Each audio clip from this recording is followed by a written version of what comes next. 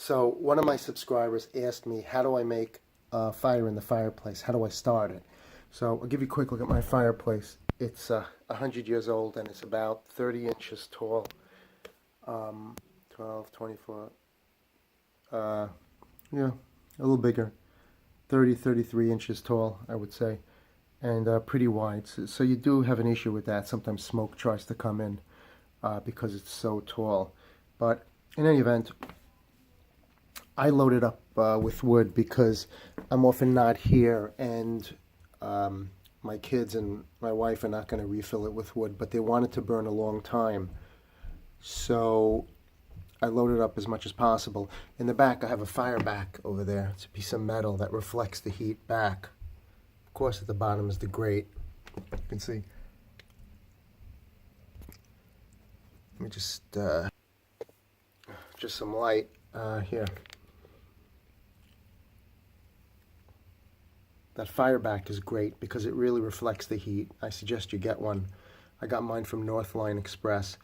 But the point is, the question really is at first, where should you light the fire?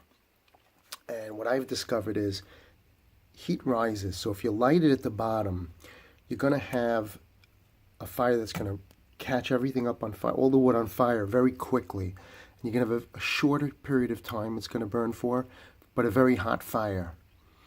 I found that by lighting it on top, the fire burns downwards but slowly. In other words, the heat rises, but it works its way down slower. So if I'm not here, the fire burns for a longer period of time, which in my situation is what is preferable. If you're making a small fire, you can light it from the bottom. I mean, to get it started, you could use those logs. You could buy them. They're a few dollars each, but I found a cheap way of doing things. And yes, the wood's not fully dried, some of it. I just recently split it in my log splitter. You could watch that log splitter video. But let me show you how I get it started.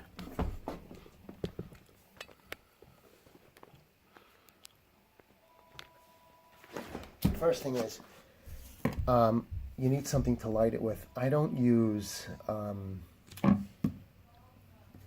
those logs, as I was saying.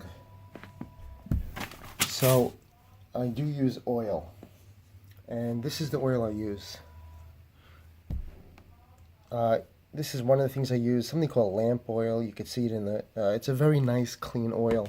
And the nice thing about it is it doesn't smell, it's very pure, and you can put it on like an hour or two before the fire and it's not going to smell. It's really a pure oil. I'm not sure what it's made of, but it's just fantastic. But what I did was, because it's cheaper, I just used kerosene. I put it in this container. It's a great container because, as you can see, it has a safety. It's used for putting it into these glass candles. So there's a nice squirt bottle. I just need an igniter and we'll get started. So what I look for when I'm making the fire is I'm looking for a piece of wood that is indented, like over here. And you can start by squirting some of the oil in there. And like I said, kerosene is as good as the lamp oil. I'm using kerosene, but the problem with kerosene is you have to light it up right away, because if you do leave it, then what's going to happen is it's going to smell up your whole house. It kind of evaporates quickly and it smells terribly. The next thing I do is I take some paperwork. Just stuff I have from work,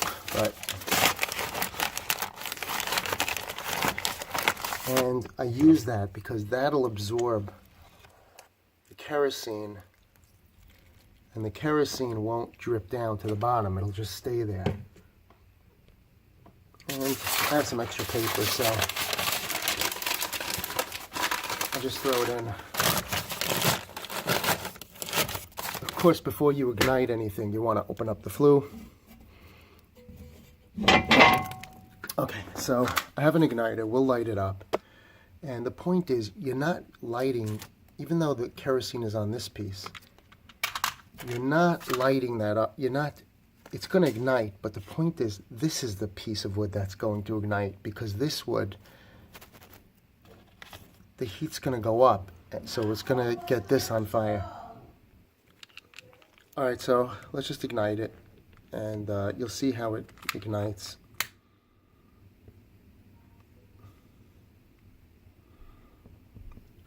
So with the kerosene, it goes up pretty quickly.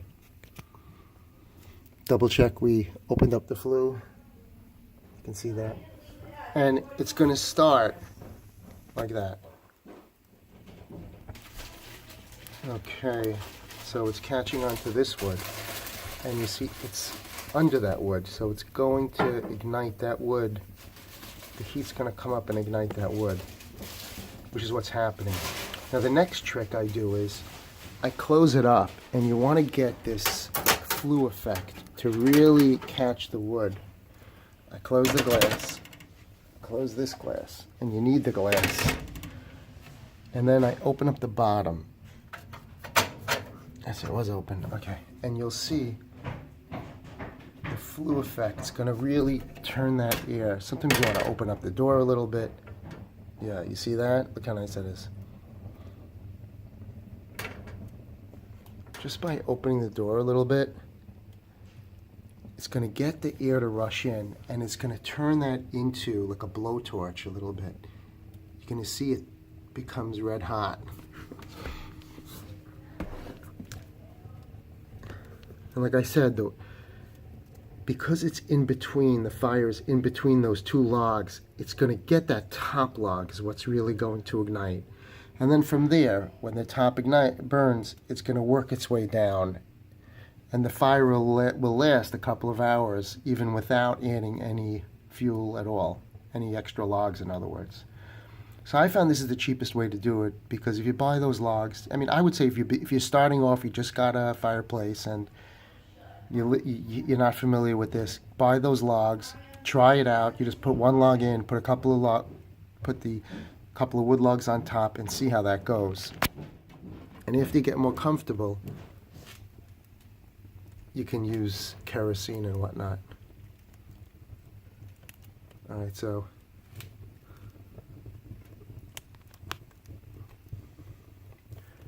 but that's what I did for years. I used those pressed logs, those fake logs, and I'd put wood on top, and that's basically just kerosene with wood shavings. All right, so let's see how this goes.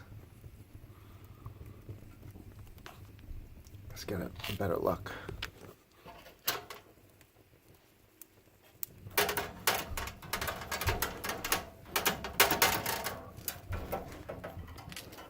See. It's turning red hot right there, which is good. All right, so let's close it up and give it some more air.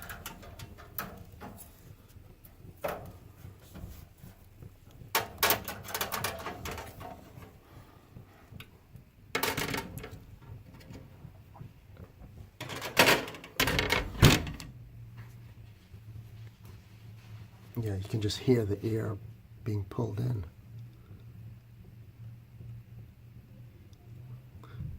And and that's really, for years I always lit the fire from the bottom, because that's what you always see on TV, but I've learned that by lighting it on top, it'll burn downwards for a longer period of time. So we'll leave it, let it get started. That's all there is to it.